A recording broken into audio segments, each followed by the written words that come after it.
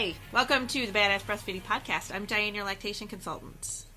And I'm Abby, the Badass Breastfeeder. And today's episode is brought to you by Fairhaven Health. The Milky's No Break, No Leak breast milk storage bags have reinforced sides and a double zipper because we all cry over spilled milk. These bags will not leak milk and won't crack in the freezer. The bags also have milk storage guidelines printed on every bag. Head to fairhavenhealth.com and use promo code BADASS for 10% off your purchase. And the review of the week, is from Hacko Jackie. I love these. I just love these. I love the names. Like, they're so fun. And she says, truth. These women talk the truth of motherhood. They talk about the ups and downs. I really connected with episode 7. I struggle with taking care of myself, and these ladies talk about the truth and needing that time. Thank you for what you do. And that's very true, that self-care episode. Yeah, that's a really hard one. Yeah, it is. I found myself telling somebody the other day, a shower is not a bonus. Like, right, you know. Exactly. That is not self-care. Right. Self-care is not a shower. Right. A shower is a basic need. Okay, sorry. Yeah. I'm going to go off on a big... I'm going to get angry now. But today, after we talked about that for a second, we went off on a tangent. We're going to talk about breastfeeding fears. Yeah. Oh my gosh, there's so many. There is so many. So I'll tell you where this came from. I was looking up some stuff to post on my Facebook page, and I always get sidetracked. You know, like I'll find this article, and then I'll go, and then of course it says, and we also recommend these articles, and then I just get sidetracked, and I sit there for like 4 hours. But Baby Guru, who is run by Amy Spangler, and she's always one that I really liked a lot. She's got a lot of really great info, adorable, just... I love the way she puts things out. I really find it very helpful and informative. But she has a post about worst breastfeeding fears. And I was like, oh my gosh, like, we've never really talked about it in that way. Like, when I do breastfeeding classes, I always say, okay, what are we afraid of? What is that one thing that you're like, oh God, that's not what I want to happen to me, you know, when we talk about breastfeeding. But we never talked about it on the podcast. Right. And I mean, I think if you took all of our episodes all together, it's kind of what we're talking about. We're talking about those fears, you know, but we never really got right down to, the actual fears. And I remember when I had Jack in a hospital, and it was traumatic. And I've talked about this before in our traumatic birth episode, but I was pregnant with my second son, and I realized that I had so many fears going into birth, you know, a second time based on what my first experience was. And my doula, she really, really dug in. She was like, let's talk about this. It was kind of uncomfortable because I really didn't realize how deep those fears went. And she really pushed me to kind of explore those so that I could have like a positive birth experience. So, but we don't talk about that a lot with breastfeeding. Mm-mm. You know, we kind of, and I think this because, you know, when you're pregnant, you're focused on, at least for me, I was so focused on the birth. Birth seems so big and scary. Mm-hmm. And it's hard to think really, really about afterwards, you know, because it's like you've got such a big experience to get through in order to get to breastfeeding, to get to all those other things. Yeah. And we kind of don't think so much about what our big fears are about that time. And I think, we should really talk about it. We really need to, yeah. And the ones that she has here on this list, I mean, I'm sure we're going to find a lot of our own. But there's a couple on here that I would have never thought to be on here.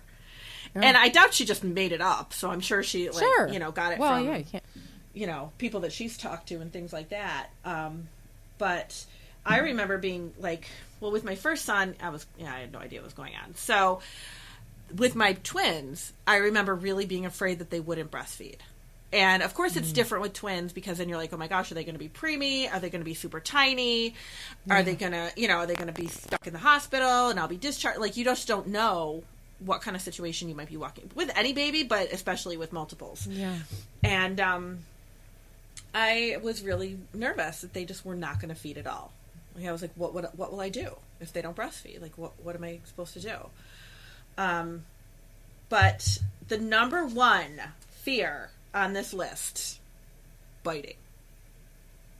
Oh, yes. Biting. Yes. Is the number one, which, I mean, I have moms ask me about that in breastfeeding class. And it's like, okay, we haven't even had the baby yet. Right.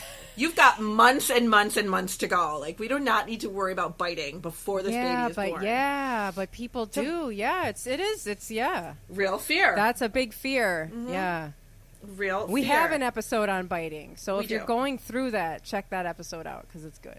Yeah. There's a lot of things that I learned, from Dianne in that episode of just like how dealing with it and how to stop it and how sometimes we're kind of perpetuating it by continually trying to feed a baby that's not really hungry, that's just really wanting to bite on something.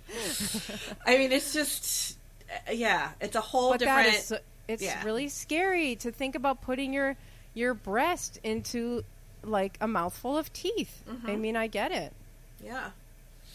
I mean, I even have that. I mean, neither one of my children bit me very much. I'll say Jack bit me one time, and Exley, I never really like one thing I can remember with him, but I'm sure there was a couple of nips there and there. But when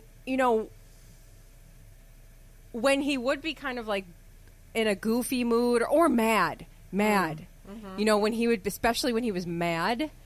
And I would be like, come on, or he'd be like mad trying to nurse or something. I would always be like, oh my God, what's gonna happen? I want to put my boob in his mouth. What's he gonna do? So I mean, it's just painful. So of course, like that's where it's just painful. Yeah, pain. it is. We're afraid of pain, and that's how we stay alive, is by avoiding pain.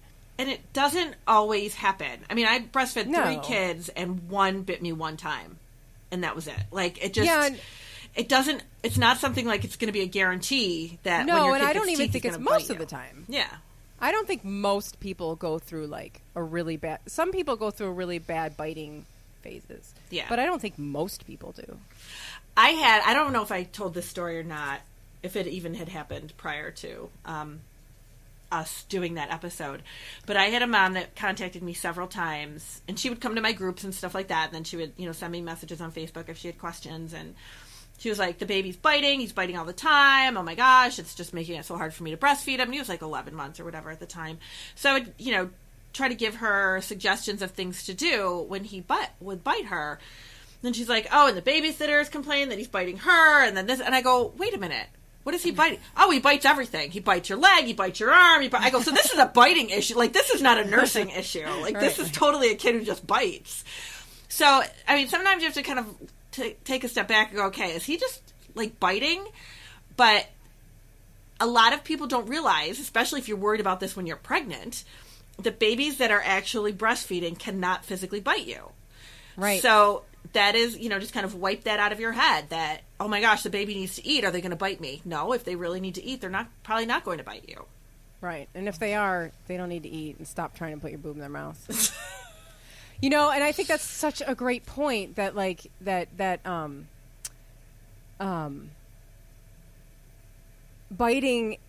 biting is a completely separate issue. It's not a part of breastfeeding. Yeah.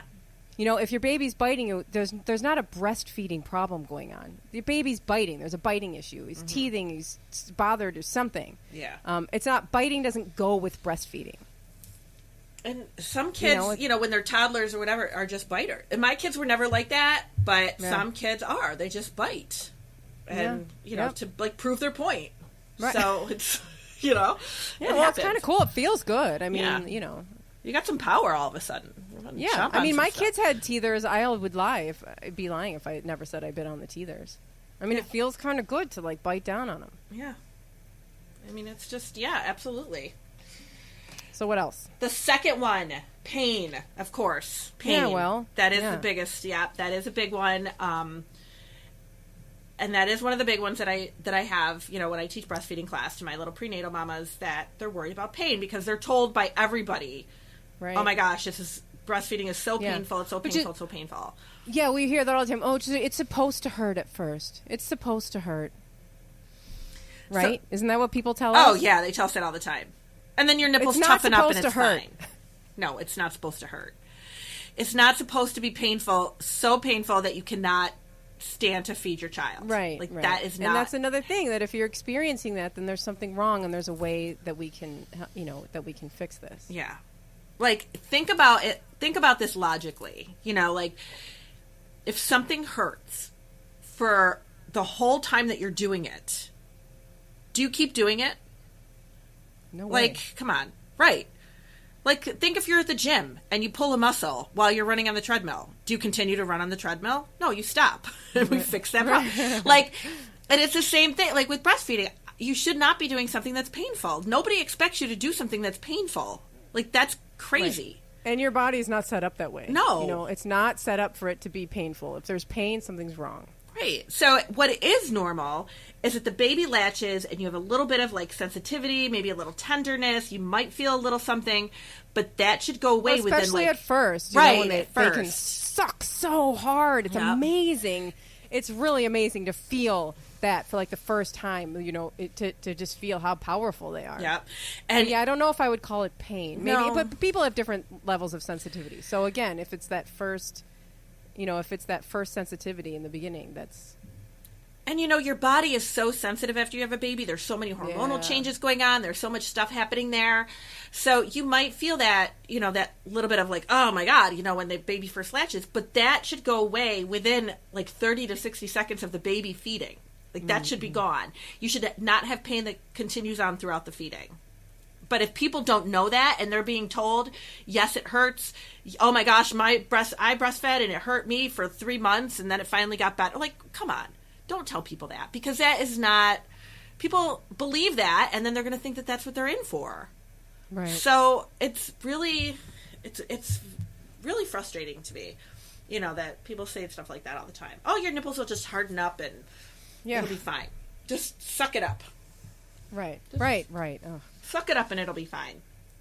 It's like, no, don't suck it up. I mean, it's just, I find that people that give breastfeeding information like that, it's not, I told somebody the other day, somebody in my class and was saying that, her friend had told her, oh, it hurt, or this happened, or that. I'm like, she is not your friend. Like, she is totally, like, she's telling you all sorts of, negative things. Well, and that's just part of the issue, is there's so much terrible information floating around there, out in the, There is. But people still keep having kids, so, Right. So it's all just, don't let it stay painful. If it lasts throughout the feed, that's when we get help. Yeah. Bottom line. The third thing on our list is latch. On Amy's list. On Amy's list, I'm sorry. Yes. On the list that I took off of the Baby Guru website, but I found to be very truthful, is latch.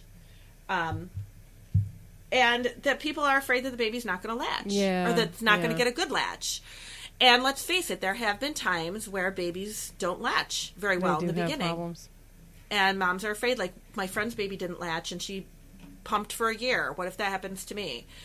Again, I will tell people that babies that don't latch, we can get them to latch. Like, I don't know what to say about that. Like, it's just, babies want to breastfeed. Your baby was born to breastfeed.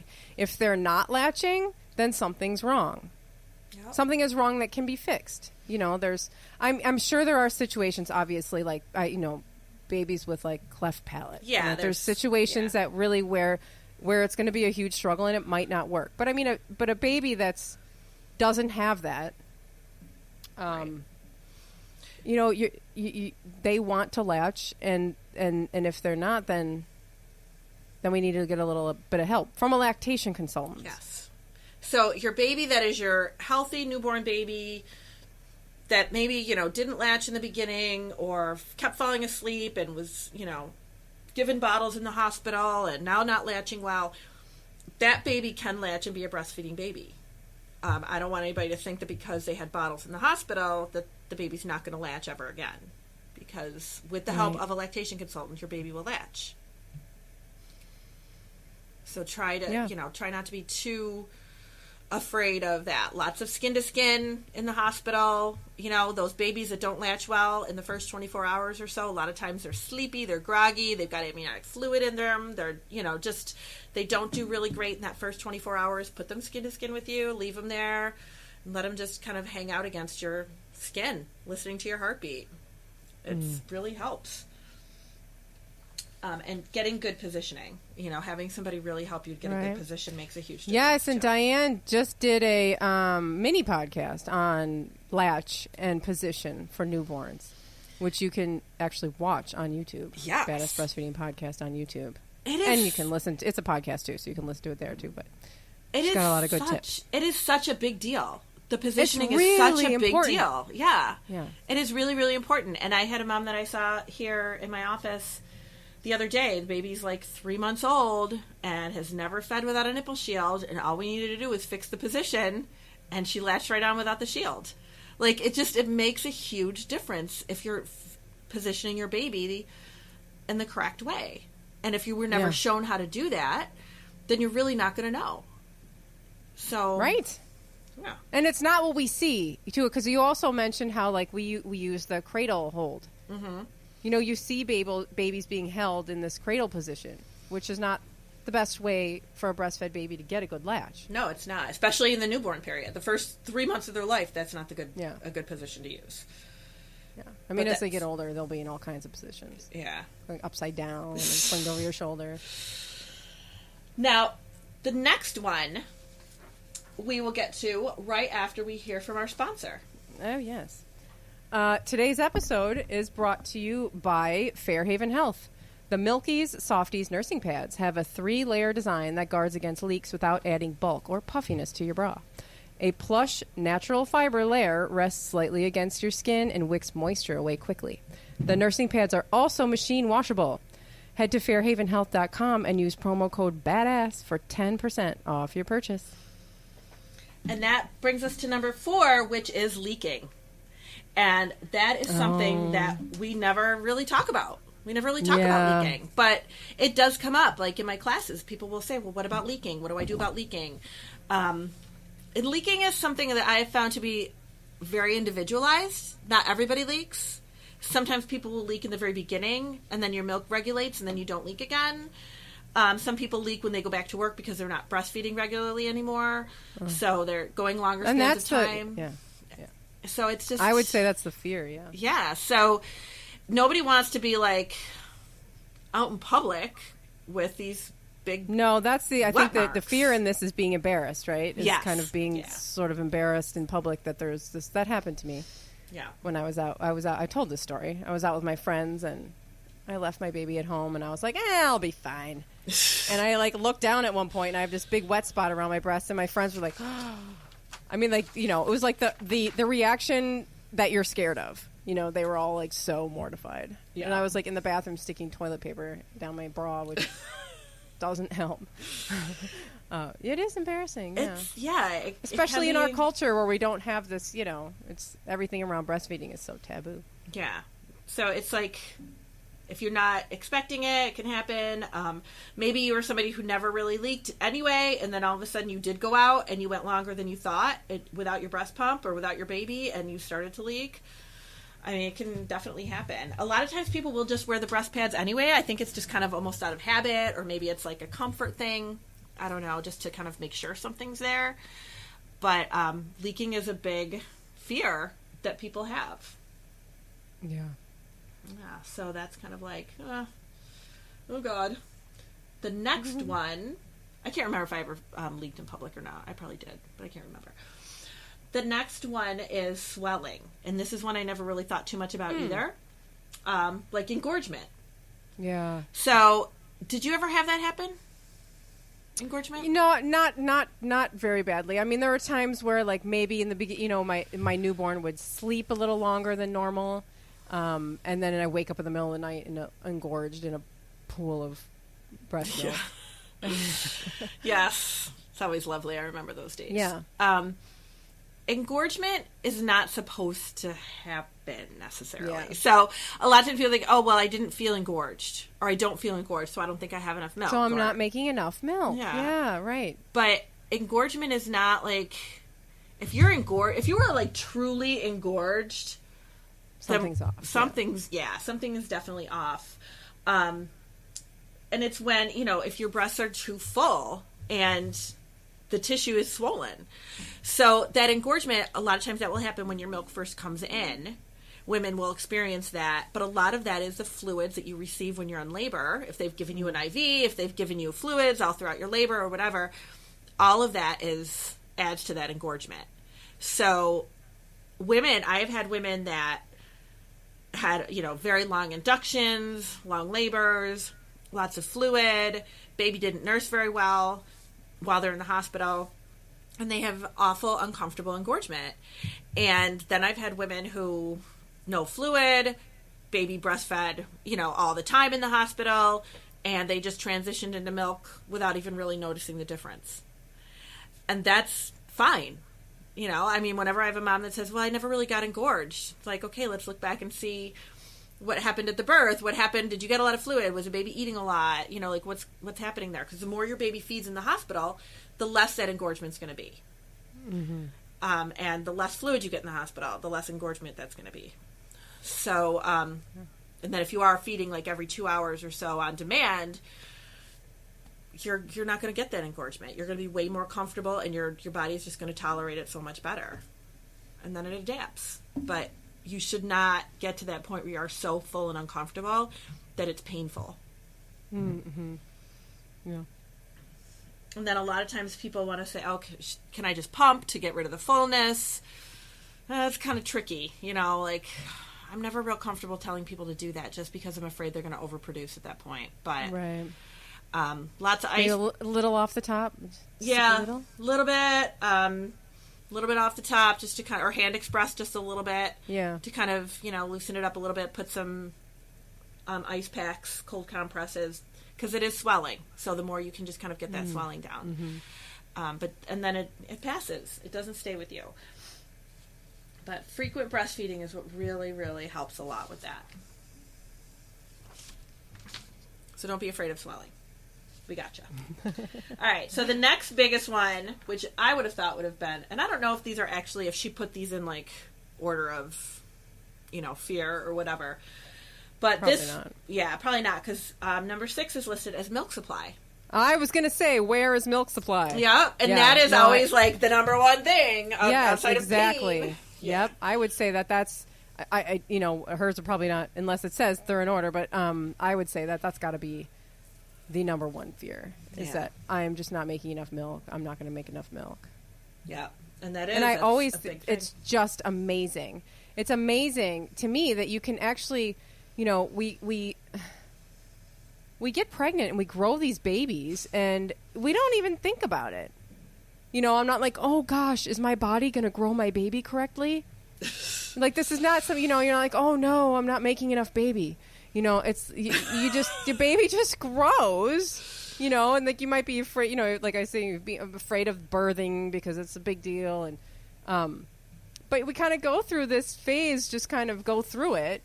And then we're here to rely on our body for another reason, but still very much connected. And there's so much fear that our body's not going to work. Mm-hmm. And it's cultural too. I mean, there's been a lot of things in our culture that have, put this doubt in our minds that breastfeeding is not going to work for us. Yeah. And I have said that to people too. I've used that very thing where, I've told moms, was it like, were you sick in your first trimester? Throwing up, not eating much, or maybe only eating, a couple of things because that was the only thing you could keep down. And nobody was worried about how your baby was developing. Nobody. Everybody was like, oh, it's fine. It's fine. Don't worry about it. The baby's going to get what they need to get from you. And then we have this baby and everybody's like, oh my gosh, you have to eat this way. You have to do this. You're not going to make enough milk. Your milk's not good enough. Your milk's too thin. Your milk's too watery. Your milk doesn't have enough calories. It's like, how is it that we trust our bodies to make a baby, but we can't nourish that baby? It's ridiculous, really, when you think about it. Mm-hmm. So a lot of women are really nervous about milk supply, and that is a very true fear because our society is just like goes rampant with it. Right. And it's actually very rare that it is a problem. Yep. Very rare. Right? I mean, it's very rare that this is actually that your fears will be confirmed, because it's, again, your body just doesn't work like that. Right. Your body knows what to do. If you're breastfeeding on demand and, maybe there's, issues with, like we were talking about before, latch or something like that, these are all things that can be remedied. Yes. But if you need to find yourself a warrior or a champion or whatever to tell you and remind you every day your baby is doing great. Look how many wet diapers your baby had. Look how many poops your baby's got. Your baby's gaining well. Then find that person. Because you might need that for the first couple of weeks before you really get into a comfortable pattern of going, oh yeah, the baby is gaining well. Or, oh yeah, the baby is, comfortable and content and feeding great. But it's really hard to see that in the beginning. Mm-hmm. It can be really, really overwhelming. And you're tired and, it's just like there's so much stuff going on. And then you're worried about like, oh my God, this human is depending on me to feed him. You might also have people telling you that you're not making enough milk. Mm-hmm. A lot of people go to the doctor and they say, well, you're just not making enough milk. It's just not enough. And so your baby needs to be supplemented. Yeah. And it's not, that's not. It's not necessarily the case. It's not necessarily the case. And if your baby is having trouble gaining or you are seeing some issues like that, you can still breastfeed. Yeah. If you work with a lactation consultant can help your baby start to gain weight and to transfer milk. And we just recently put up a podcast about supplementing and how, like, if you do have to supplement your baby, how that can sometimes be a little tricky to make sure you're not over supplementing or, if you're in a position like that where you're concerned about milk supply and you're doing some supplementing just to kind of like get you over the hump, listen to that podcast because there could be things that really ring true for you in that episode. Yeah. But what can happen is if somebody tells you, okay, I don't think you're making enough milk, and then you start giving bottles, and then the baby doesn't go back to the breast well, that's because you could be overfeeding them with the bottle, and now they're not hungry when they're going to the breast, and it just becomes this cycle. And then your body isn't making enough milk truly isn't making enough milk, because now the baby isn't nursing well. So it's like we really need to protect that supply to make sure that you are making enough milk for the baby. And like Abby said, it's pretty rare that you don't. So, right. It really comes out, just watch their diapers. Like, that's really what it comes down to. Mm-hmm. And the last one is public breastfeeding. Oh, gosh. Oh, yes. That is a big fear for everybody. Yep. Is public breastfeeding. And we do have an episode on that where we talk about it here and there too, and we talked about it in the holiday episode. But with public breastfeeding, it can be a little bit overwhelming, and at first until you get used to it. So the first few times you do breastfeed in public, be in a comfortable environment. Maybe be with your friends having lunch, or be with some other mommies that are also nursing, or maybe it's in a breastfeeding support group type of atmosphere where you can kind of like get used to breastfeeding in public. We had a mom that had come to our group for almost the first year of the baby's life, and it was the first place she had ever breastfed in public was in our group. And then she put up pictures of herself, 9 months later of breastfeeding her baby, and she was like, okay, you guys, today I might do it. I might do it today, you guys. Like, she was just really nervous about that. Mm-hmm. But be in a comfortable environment, and the more secure you get with that, the more secure you'll be overall. Yeah, I mean, it's, it's this thing with boobs that we've got in this culture. It's really, you've spent all of your life up until you had a baby, your boobs were something else. Yeah. And now you see boobs all the time being sold, being used to sell products and stuff like that.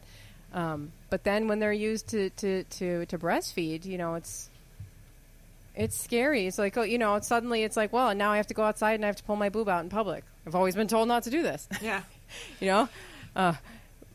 But so, when we have these, you hear these stories about people getting harassed, and you have all of this fear that somebody's going to look at you or say something to you or tell you to move or, something along these lines. And, the fear is real. Mm-hmm. But yeah, I mean, practice makes perfect with this. Yeah. And then, you do kind of, especially like when you're pregnant and you think about breastfeeding in public, that can be pretty overwhelming. But I have found that a lot of times after you have your baby, your opinion changes on a lot of things. And you might have that feel of like, I dare somebody to say something to me because if my baby's so hungry, empowering. My baby's hungry. I'm feeding my baby. I don't care what you say. And that happens more often than not too. So. Absolutely. And do it however you want to do it. You don't have to do handstands in the park, while you're breastfeeding, although you can.